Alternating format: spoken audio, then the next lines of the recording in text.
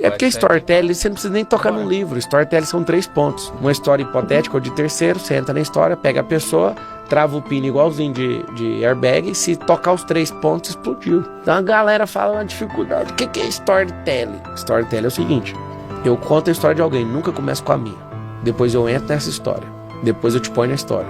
E o boom da história é: vamos atravessar a ponte.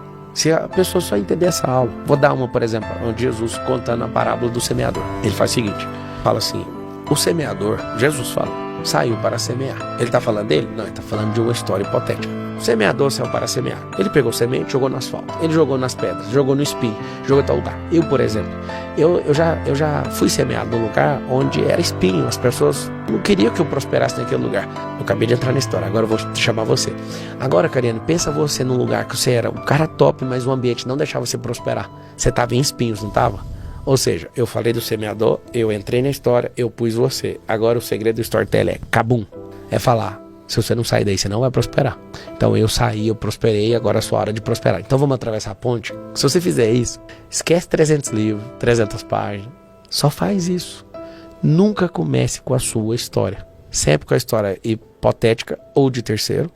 Entre na história, coloca a pessoa e atravessa a ponte com ela.